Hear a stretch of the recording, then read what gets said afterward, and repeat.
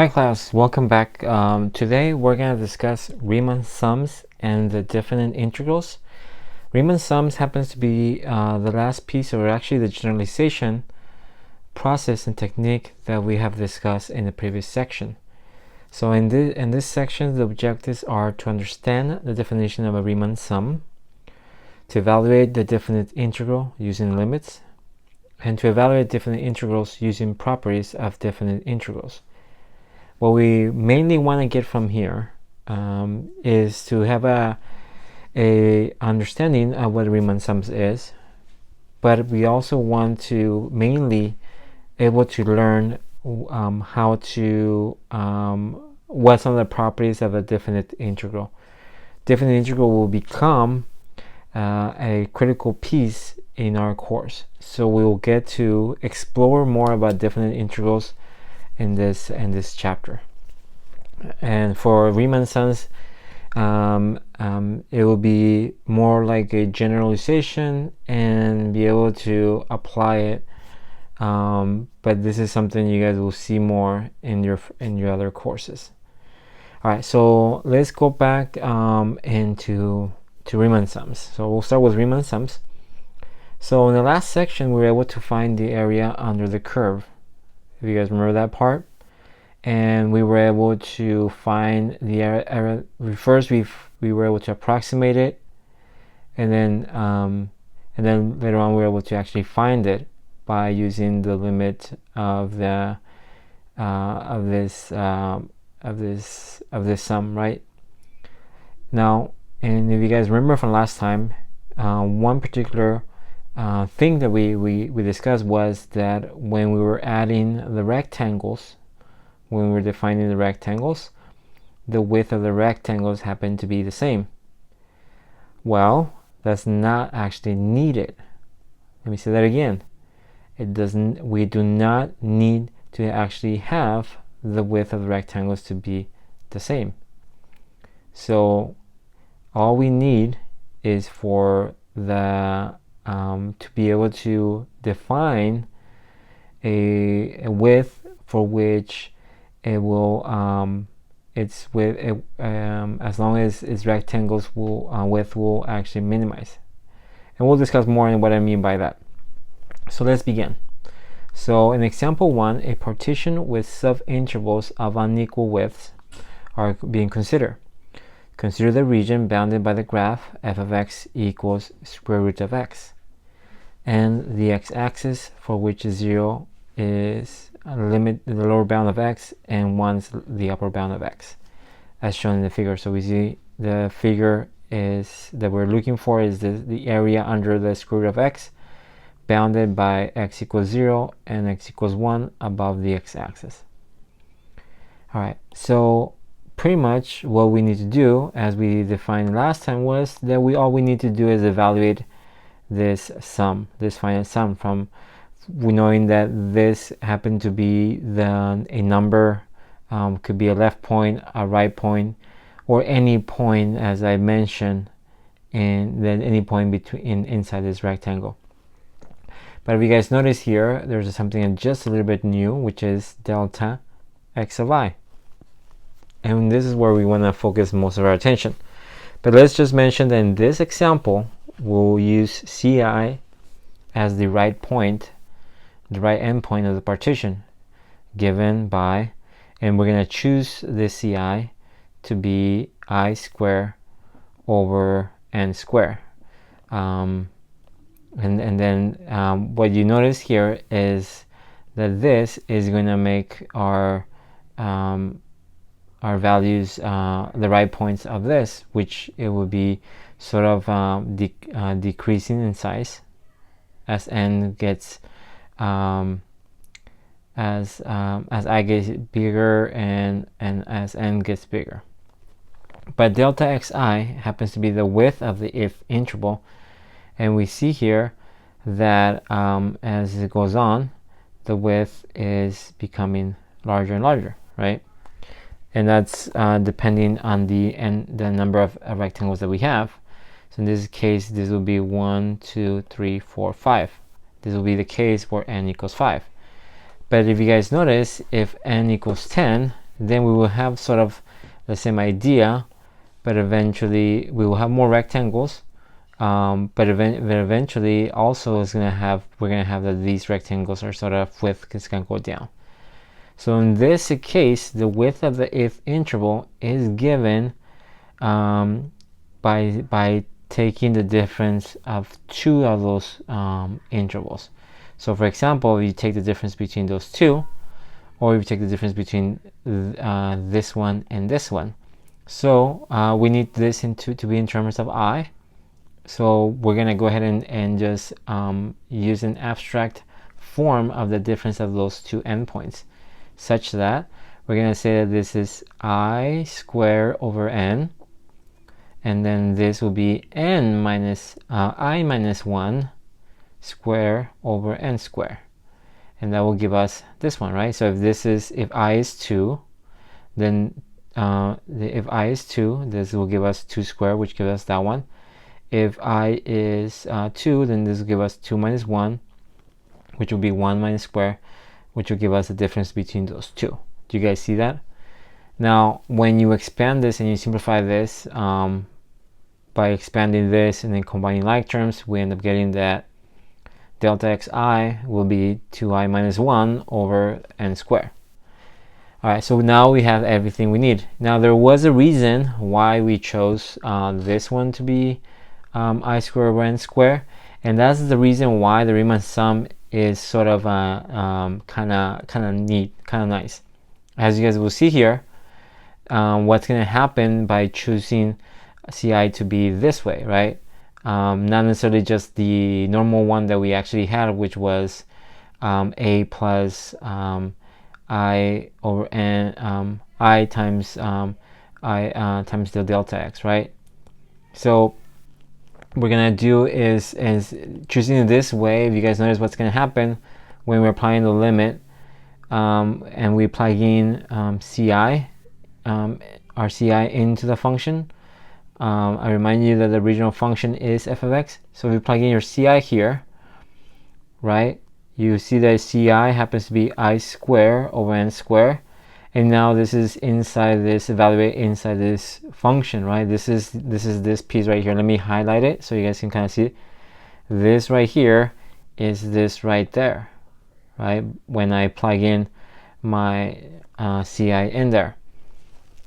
Now, why was this needed, or why are we doing this? Is because of the square root. The square root made this a little more challenging if we would have used the alternative that we used in the last section.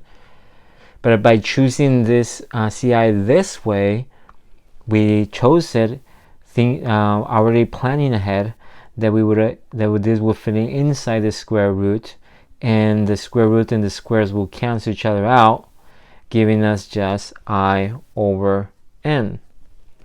And we multiply this by a delta xi, right? So if it forced us choosing our Ci this way, it forced our delta xi to be changing in width, right? It forced that. It forced that to be that way, right? Because we needed this way, and we needed to adjust our delta xy. That's sort of where the logic comes in. We're not just trying to make this different than just for the fun of it. No, there's a particular reason for this technique, and that is because we want to simplify this part right here. But by doing that, we needed to force Ci to be like this, which forced our delta xi to be like this, and no longer the equal width. So that's the reason why that happened. Now the after the square root, this cancels and this becomes an n, and we're gonna multiply this n with this n square, making it n cubed. We're gonna factor it out the sum. There's a I left here, and we're gonna multiply on the numerator, and so we end up getting this.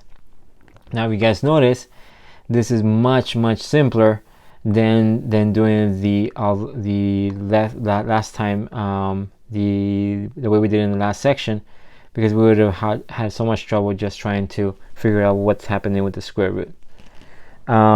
Anyways, so now we can expand the series, right, the sum, And if we do this, I can add another step here. This will be the limit as n goes to infinity of 1 over n cubed, and then we can write and separate this sum. So I don't need, so we're going to separate these two. So we're going to separate the 2 outside, leaving the I squared inside from 1 to n, and then minus, and then we have this I left from 1 to n. All right, so that's what we did. And now what we're gonna do is now we're gonna go ahead and use the special formula that we had for this sum, and those are coming in here, right? So that's gonna be this one right here, right there, and then this one right here. Now, you guys notice what I did with it too? It didn't affect because the sum, because it's just gonna, we're just gonna multiply at the end by that number. So there you go. All right, so we use the formulas that we had for our series, and we replace them. And then what we're gonna do now is go ahead and simplify this by distributing the n cube and simplifying this to have common denominator. So this will turn into be 3 over 6. And then distribute these, and then combine everything over n cubed, and you can do the math. And then now once we simplify this, my recommendation is to apply the simplify it by having 4n cubed over 6n cubed plus 3n squared over 6n cubed minus n over 6n cubed. And then this simplifies to be the limit as n goes to infinity, 4 over 6 plus 1 over 2n minus 1 over 6n squared. And we can see here how this is going to go, as n goes to infinity, this will go to 0, this will go to 0, and then this simplifies to be 2/3. All right, so there you go, right? But you guys see that the reason why all we're doing this is because of this part. This forced us to have this. And then once we did that, then everything kind of came in the right place in the puzzle and made everything much simpler. So what we just found was the area under the curve is 2/3. And so we just found that this area here is 2/3. With the same argument, we can say if we could also use the same to find the area of this region, since we already found that this is 2/3, and we know that this whole box is equal to 1. The area is 1 because it's 1 times 1. The area of this square is 1. So we already had 2/3 of the area here, then this leaves with 1/3 there, right? We can extend this and further our expression, but what we're trying to say here as well, now that we confirm that this is 1/3, our point here is that later on we're going to be able to extend this further, and we can actually find the area on in terms of x equals y squared. So we'll be able to find it in respect to a y, right? So we can say we can find the area under this curve, this right here, between this function and this function, where the limits of y will be 0 and 1. We'll go over more of that later on, but I just want to make sure I touch that that part. Anyways, so so this agrees with the limit found in example 1. Even though that example used in partition having subintervals are in unequal width.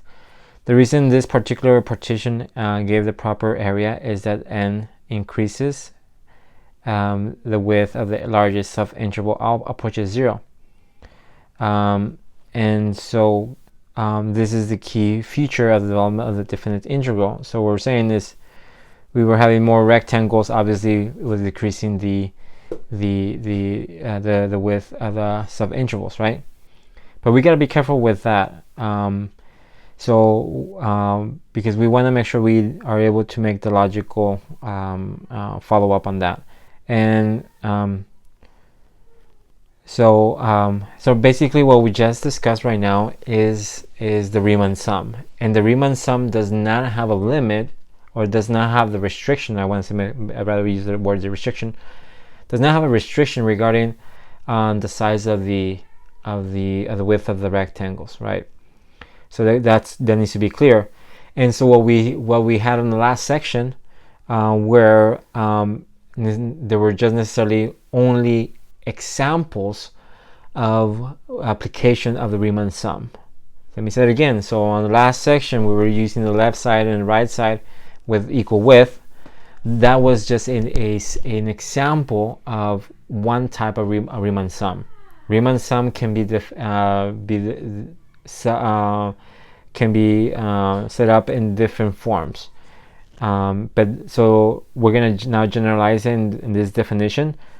So in this the definition states that if f is defined on a closed interval from a to b, and let delta be the partition from a to b, given by a equals x of naught less than x of 1 less than x of 2 less than dot dot dot less than x minus 1 less than x minus n less than xn sub n equals b, then there is some delta x of y which defines the width of this if subinterval.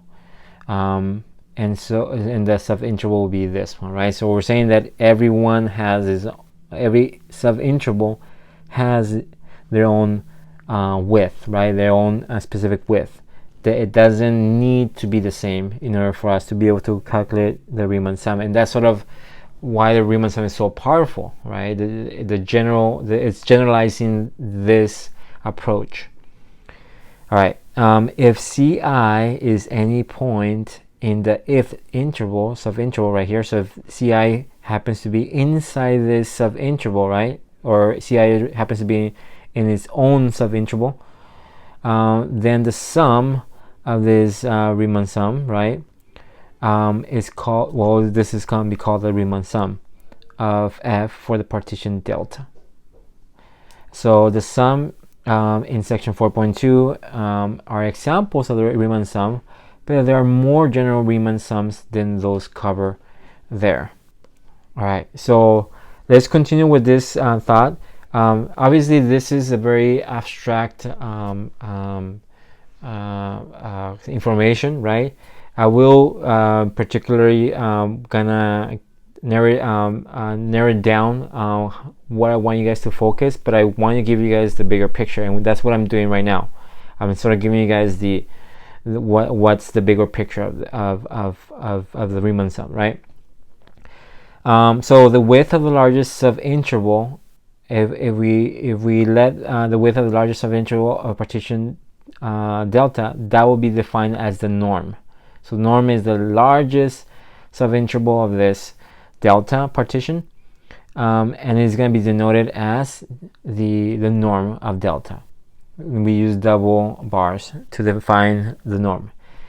And then if every subinterval is of equal width, then the partition is going to be a regular form, right, of the norm. So it's going to be denoted that the norm will equal, since they're all equal width, then that means that the norm will equal delta x, which we define that to be b minus a over n, which is the most friendly one that we can use in our class, right? And then we're gonna say, okay, well, but that's if we have every subinterval has equal width. But in more general, if the general partition, the norm is going to be related to the number of subintervals from a to b in the following way. So if you remove this part from here, right, if you remove that part, assuming that we don't have any more, that we're not restricting the norm to be equal width, or the subintervals to be equal width, then we can say that this is going to equal this, right? But in fact, this is going to be greater than this, right? This is going to be greater than this, because this is going to be greater than any partition that we can come up with. And so if you have that, we're going to have the norm it's greater or equal to b minus a. Now, if I multiply both sides by n,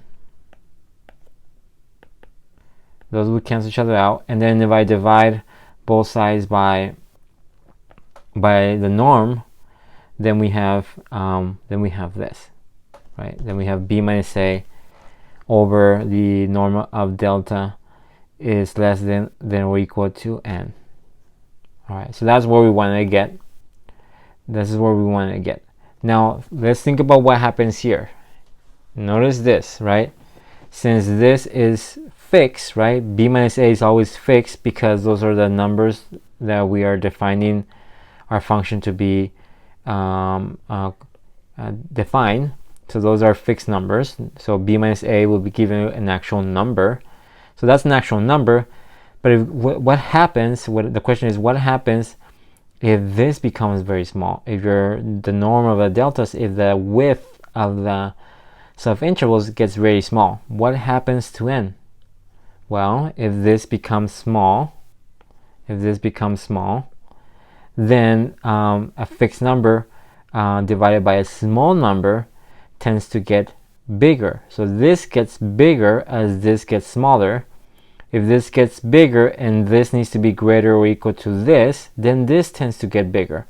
And that's what we're saying in the next line. So the number of sub-intervals in a partition approaches infinity. If this approaches infinity, as the number of the partition approaches zero, the number of sub-intervals in the partition approaches infinity. This approaches infinity as the norm of the partition approaches zero, as this approaches zero. So in other words, if this approaches zero, then this becomes very big, which forces and pushes this to be very big, right? So n tends to be bigger. So that means that you're getting more rectangles, right? Do you see what I'm saying here? If the partitions get smaller, then that means the number of rectangles gets bigger. But the converse is not true, right? The converse is not true. So if this becomes very big, if you have n number of rectangles, it does not mean that this is going to become smaller, right? That the norm of this is going to become smaller. Remember that norm is the largest width of any subinterval, and we're going to show you that with this, right? Here we're gonna partition from 0 to 1 into n subintervals. So we have 1/2, 1/4, 1/8, 1 over 2 to the n minus 1, 1 over 2 to n. So we can see here that if I keep adding, making n bigger, right, we can just make more rectangles. But what is the norm of this subinterval? Well, the norm will be the largest width of any subinterval. Well, this one is very small. The width of this is very small. The width of this will be 1/8. The difference between those two will be 1/4, and the width from here will be 1/2. So 1/2 is the norm. So it doesn't matter how many more subintervals you have. It's not going to make the change. It's not going to change the fact that the norm is 1/2. And that's what we're saying here, right? As shown in the figure for any positive values, as we make more rectangles here, there, the norm of this is going to be 1/2. So what we're saying here is that the converse does not apply, right? The converse of this statement does not apply. So it only goes this way. If the norm is going to 0, then it implies that you have more subintervals, more rectangles. But if you have more rectangles, it does not imply that you're going to have the norm going to 0. All right, so that's as much as I want to talk about that. All right, so now we're going to move on to one topic that will be more popular in our class, and that will be known as the definite integrals. But wait, we already talked about integrals. We already know about indefinite integrals. Well, this is the last piece of the puzzle. Indefinite integrals, they have some relationship, and this is going to be helping us make that connection. All right, so the definite, to define a definite integral, we have to consider the following limit.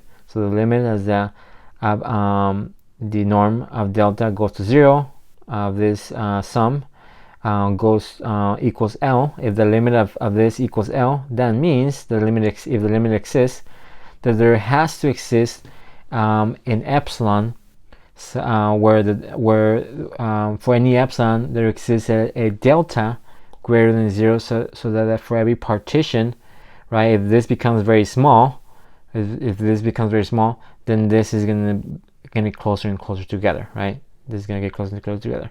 Right, we're not gonna talk about more about the epsilon delta in for this particular class for this, but what we want to do is be able to help us sort of use the same definition that we had earlier in the semester to define the following.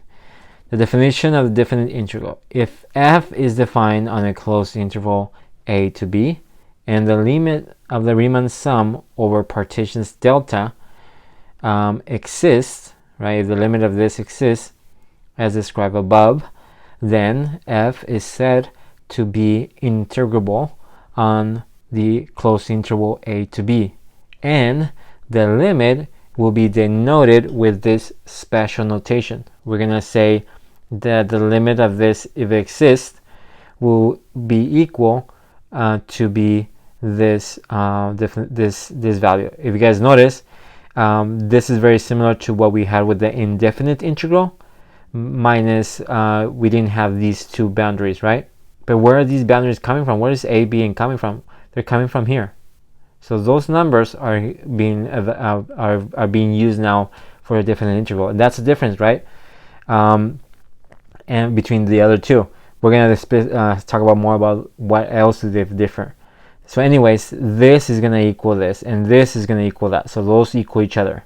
So the limit is called the limit of this is called the definite integral of f from a to b. So the definite integral of f from a to b. The number a is the lower limit of the integration, and the number b is the upper limit of the integration. All right. So do you see where we're going with this? See, now we have sort of almost something as similar as what we had with the indefinite integral, right? All right. So I want to connect. This is going to be amazing. How we're going to connect this to everything together. It's going to be great. So hang in there.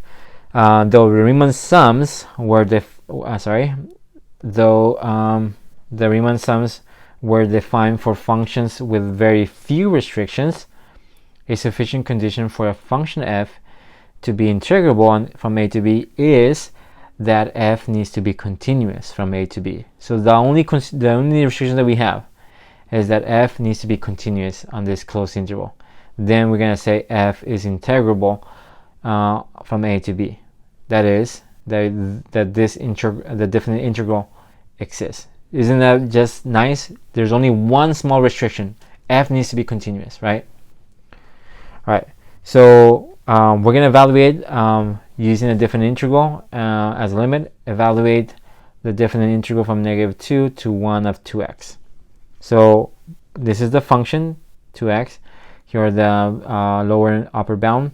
And we obviously know that 2x is continuous from -2 to 1 because 2x is a polynomial. Moreover, the definition of integrability implies that any partition whose norm approaches 0 can be used to determine the limit. So obviously we want to be practical, and we're going to be using whatever is most convenient. In this case, because we're dealing with a polynomial, it would be convenient for us to use this a delta x that is not so abstract, right? Which makes everything much easier, which is we'll have equal width. For computational convenience, define delta by subdividing -2 to 1 into n subintervals of equal width. So delta x of I is going to equal delta x, which is going to be b minus a over n, which in this case will be 1 minus -2 will give us +3 over n. Then now it's time for us to choose our c sub I as the right endpoint. We're going to choose that one. We could choose the left, we could choose the middle, we could choose any, but we're going to choose the right because it's going to make the most practical sense.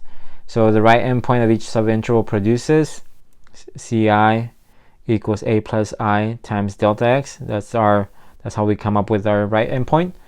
And so we're gonna we have a is -2, a is -2, and then I is I, and delta x is 3/n.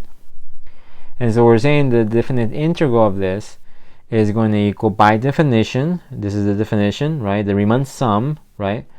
But we know that in this case, instead of using the norm as goes to 0, we're going to say n goes to infinity. We're going to go back to the last section. We're just going to say n goes to infinity for this sum of f of ci times delta x, right? So we went back to one of the particular cases of the Riemann sum, right, which is the last section, which I encourage you guys to really focus on that one. So now we're gonna plug in ci into the original function. So plug in this into our function, so that will be 2 times our ci times our delta x, which is just 3/n. And then we're going to do the same thing we did in the last section. So we're going to multiply the 3 and the 2. That will give us 6.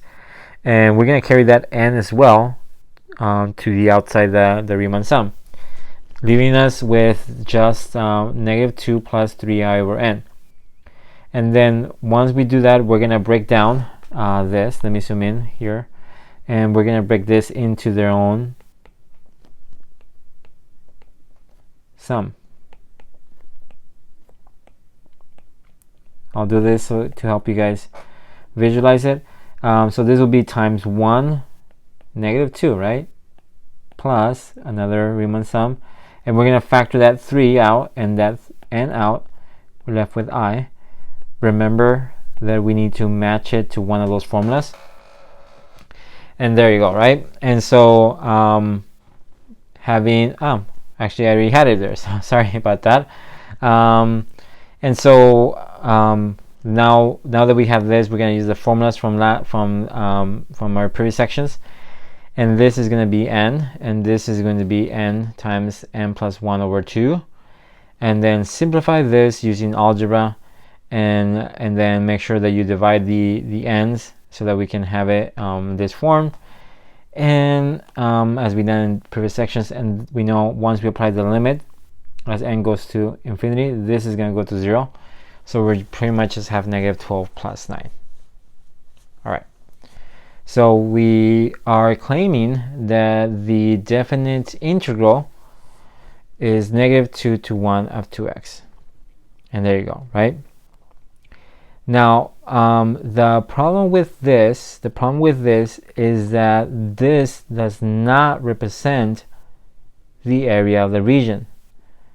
This does not represent the area of the region. So the area of the region, we have to be careful, and I want to spend just a couple more minutes on this, because it's very important you guys to make this connection and be able to make this distinction.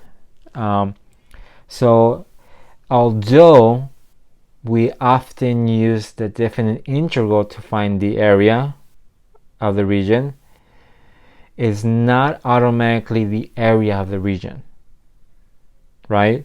So we have to be careful how we use it. So for example, let me show you guys this. If we claim that this is the area of this region, we will be wrong. And I can show you right away. I can show you very quickly, right? Because what is the area of this region, right? I'm gonna highlight it just to make it more obvious, but this is it, right? This is the area of the region. Notice that we don't actually need any Riemann sum to actually calculate it, because this is a geometric shape. This is a triangle, right? So if you guys do this real quick, this is going to be the height of this is going to be 4. The length of this is going to be 2, and this one is 1, and this is 2. So the area for this one is 2 times 4 over 2. It's 4. So this is square units. And the area for this is going to be 2 times 1 is 2, divided by 2 is going to be 1 square unit. right? Because this is the area of the triangle. So 4 plus 1, the area is going to be 4 plus 1. So it's 5 square units. Notice that 5 and negative 3 do not equal each other. Alright, so do you guys believe me? Do you guys see what I'm saying here? That the definite integral does not automatically give you the area of the region. Okay, so now can I explain why this is not happening? Alright, so the reason has to do with the fact that the function is negative for some region. So for some part of the graph is negative. And that's all I'm going to say for this moment. I will explain this further later on. But so when we have the graph be negative for some of it, this will distort the evaluation of the area using the definite integral. So if we want to guarantee to find the area of this integral, we would need to make some modification that we're not ready to explain, right? So okay, so the point is, just to make it clear, the point is we have to be careful when we're finding the area of the region using the definite integral, and we're gonna say this in the next point. The definite integral as the area of the region, if f is continuous, so f has to be continuous and non-negative on a closed interval, then the area of the region bounded by the graph f and the x-axis with the vertical lines a and b can be defined with the definite integral. So only if f is continuous and non-negative, which was clearly not the case, right? Not the case. So let me say this. This gave us the definite integral, but it didn't give us the area, right? It gave us a definite integral, but it didn't give us the area. Okay, so just to be clear. All right, so we can assure, so what we're saying is that we can guarantee you, or I'll give you your money back, that if f is continuous and non-negative on a closed interval from a to b, then the area can be found with the definite integral. Only if those two things are true. Okay? Only if those two things are true. Okay.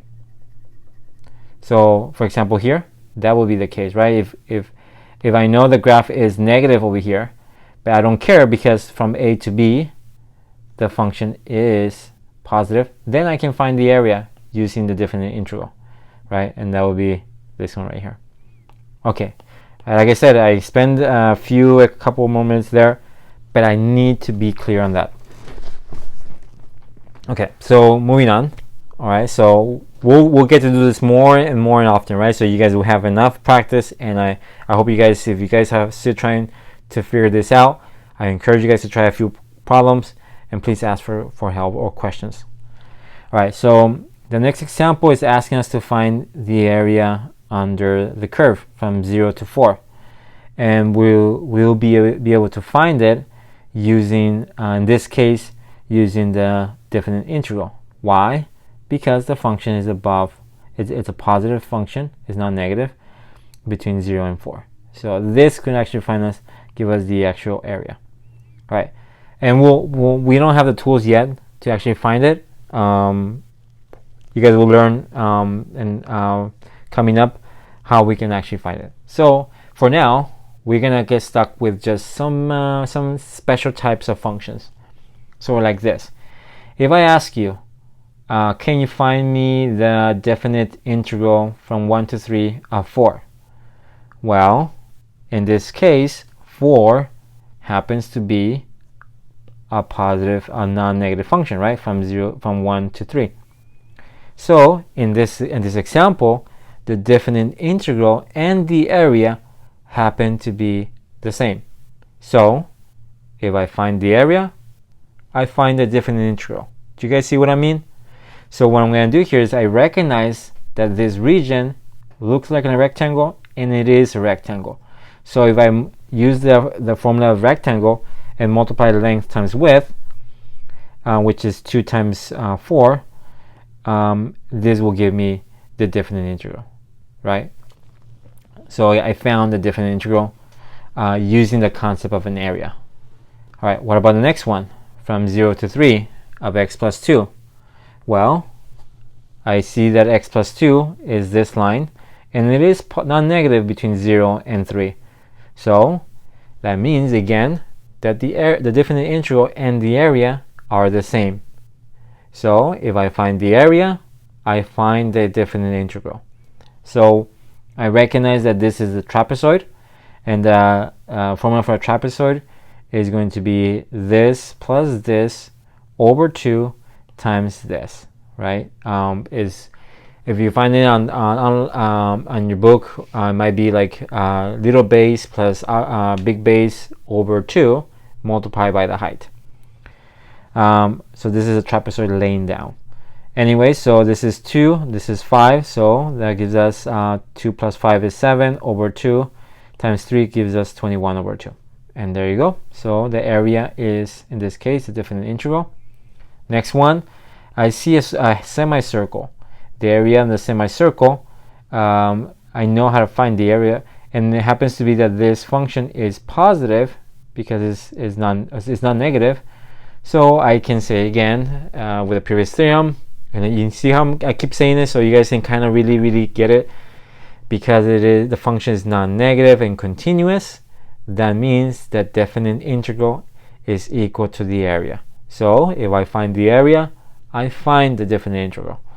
So so if I find the area, this will be the area of the circle, or half of the area of the circle, right? So I wrote the area of the circle times 1/2, right? Gives me the area of the semicircle. So R in this case is 2. So 2 squared over 2 gives us 2. So that's 2 pi, right? And we're gonna go back and forth, right? We're gonna say if I want to find the area under the curve, I'm gonna use a definite integral, right? If the function is non-negative and continuous. So we can go back and forth. We can find the definite integral using the area, or find the area using the definite integral. So that's the beauty of this. Okay, so we're going to extend that further. We're going to talk about more definite integrals, but these are just some of the properties that we are sort of defining along the way. So a few more, right? So the definition of the definite integral of f on an interval from a to b is specified that it needs to be a less than b. But it is also convenient for us to extend the definition to cover the case where a equals b, or where a is greater than b, right? Whenever this is greater than this, right? So geometrically speaking, we can actually use this in a reasonable way and use a connection, right? So first one, it kind of makes sense if you're finding that to define the area of the region with 0 width and a finite height, that means that this is going to be 0, right? Because your width is so small, you multiply something so small to something that's finite, then this is going to be 0. And that's sort of where this is coming from. If f is defined at x equals a, and so the definite integral from a to a of this function is going to equal 0. So whenever those two are the same, that's going to be 0.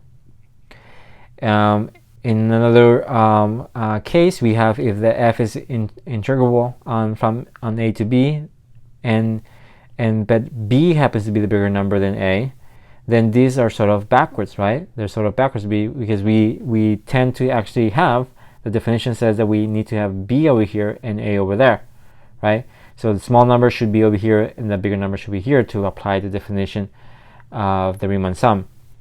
So, but we can do here is actually flip those two so we can have it in the right way, a to b, and then but put a negative in front of it. All right. So the next one is So we're going to evaluate the definite integral of the following problems. So we have the definite integral from pi to pi of this continuous function that is non-negative on pi, and that's just going to be 0, right, because of the theorem above. Now in this case, we're going from 3 to 0 of x plus 2 dx. Well, these two numbers sort of seems like kind of odd because they're not. This one's supposed to be a 0, this one's supposed to be a 3, but we can rewrite it, so we can have it as 0 to 3, but we have to adjust it by putting a minus in front of it or a negative in front of it. Now we know that this right here is 21 over 2 because we did it up here. It was the case of the trapezoid. So we already know that this part, let me just highlight it. We already know that this part right here is this part from the previous problem. So we just carry the negative, and so this becomes negative 21 over 2. All right, so another property we want to discuss is addition. And addition sort of kind of makes sense, right? If we have a region, and we're going to use the area as sort of like a base to give us a perspective and be able to have a discover this formula. So think about this. If you have this area, right, and I ask you to find this area, well, we know that this area is subdivided into two regions. We can subdivide this into two regions, right, anywhere between A to C and C to D. So if I divide it to this, we agree that this area plus this area will give us a total area. So what we're saying is that the definite integral from A to C of f of x dx plus the definite integral from C to B of f of x dx is going to equal the definite integral from A to B of f of x. So we can generalize it. We can generalize it for any definite integral, and so we're gonna have it true for any definite integral as long as f is integrable on the three closed intervals determined by A, B, and C. Then this will be true. Now, because in this case, this line happens to be just a thin line with no area, right? It's just a cut, so there was no area that was accumulated from here. So this little line happens to have a 0, 0 area, right? If you want to think about it in that way. So let's use that to find the area of the next problem. So we're gonna find the definite integral from -1 to 1. And so what do we know? Well, we know that the absolute value of x is equal to x positive, so x when x is greater or equal to 0, but it's equal to negative x when x is less than 0, right? So we have two pieces, right? So we draw this, we have this absolute value, and we can say from -1 to 0, right? We can find this. We can break this whole thing into two pieces. So from -1 to 0, x is negative, so therefore we're going to use this function, followed by a plus. From 0 to 1, when we go from 0 to 1, it will be this region. In that case, we're going to be using this function, so I use that function. So you see how we use the right function here? Let me say that again. Because x is between -1 and 0, right? Then we have to use the fact that x is the absolute value of x is negative x. So that's where that's coming from. And then when we know that x is between 0 and 1, then we're using this one, and so we're gonna use this function, right? So anyways, let me erase this, and then but that sort of allows us to break it down, right? So now how are we gonna find the area or the definite integral? Well, both functions happen to be non-negative and continuous, right? Both functions happen to be non-negative and continuous. So that means that this is equal to the area under this curve and this axis between -1 and 0. And similar argument for this one. So we find the area of this triangle, and we find the area of this triangle. We can add them together, and that will give us the total area. So this is a triangle with a base of 1 and a height of 1. So we can just use the triangle formula, base times height over 2, 1 times 1 over 2, which is 1/2. Similarly, we can argue that the right side will also the right triangle is going to be 1/2. So we have 1/2 for this, 1/2 for this, and 1/2 plus 1/2 equals 1. So the area of this is 1.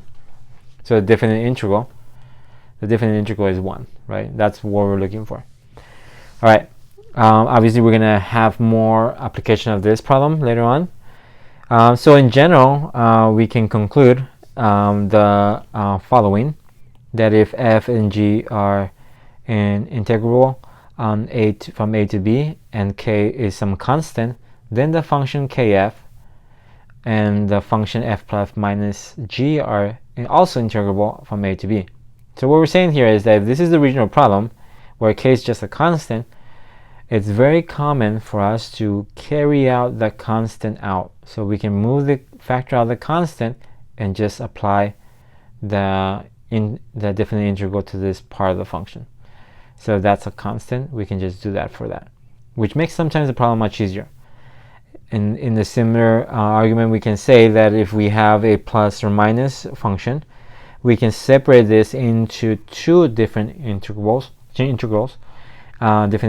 and we can evaluate this one independently from this one. So notice that this is the case where we actually have a sum within the integral, and we're just separating the sum, right? So now think about like the derivative, right? When we said that if you had a sum of two functions, then you can take the derivative independent of each other. So think about this similar to this. So let's try the next example here. Our goal is to evaluate the definite integral given here from 1 to 3 of minus x squared plus 4x minus 3 dx using each of the following values. So they're telling us that the integral from 1 to 3 of x squared dx is 26 over 3. The integral from 1 to 3 of x is dx equals 4. And the integral from 1 to 3 of 1, right? If there's nothing there, it means there's a 1, a multiple of 1, dx equals 2. So we're going to start with this definite integral. According to the previous section, it says that we can, previous theorem, we can separate each of the terms into their own integral, right? Now that we have them in their own integral, we can factor the negative, factor the 4, factor the negative 3. Now this, according to the problem, says that this is equal to 26 over 3, according to what we're given. So this is going to be replaced with 26 over 3, and we carry the negative. We carry the 4 here, and we know that this is going to equal 4, according to what we're given. And then this is equal to 2, and we carry the negative 3 according to what we're given. And so now we just get to simplify this by having common denominator, so which will give us 4/3. All right, so continue with this. One more thing we want to discuss, and that is the preservation of inequality. So if we are given that g and f are continuous functions on a closed interval from a to b, as we see here, here's your f, here's your g, a and b, and we know the fact that f of x is always smaller or equal to g between this interval, right? G is always bigger between a and b. Then the following properties are true. So it kind of makes sense, right? If you guys think about it, we can even make we know what's going to happen here, right? If this function, because this function is smaller than this function, that means that the area of this under g, which is all this, is going to be greater than the area under f, right? So what we're saying is that if f is smaller than g, then the area of f will be smaller than g. Or we can say that the integral, the definite integral of f will be smaller than the definite integral of g. That's what we're saying. With a similar argument, we can say that because there's technically a zero function here, right? We can say that there's always a function that's 0. We can say that that 0 is smaller than f, and so therefore, if f is greater than 0, this will imply that definite integral of f will be greater or equal to 0, right? All right, so I hope that this gives you, I hope you guys are able to go over this lesson on your own a few times. Make sure, I don't expect you guys to be able to understand everything we just went through, but I do expect you guys to go over the lecture a few times, right? I remind you that you should be reading the lecture before coming to the video, and reading the lecture after we watch the video, right? It's part of essential learning, right? It's impossible that you will pick it up in just one try, right? All right, so please try some of the homework questions. Let me know if you have any questions. I'll see you guys next time.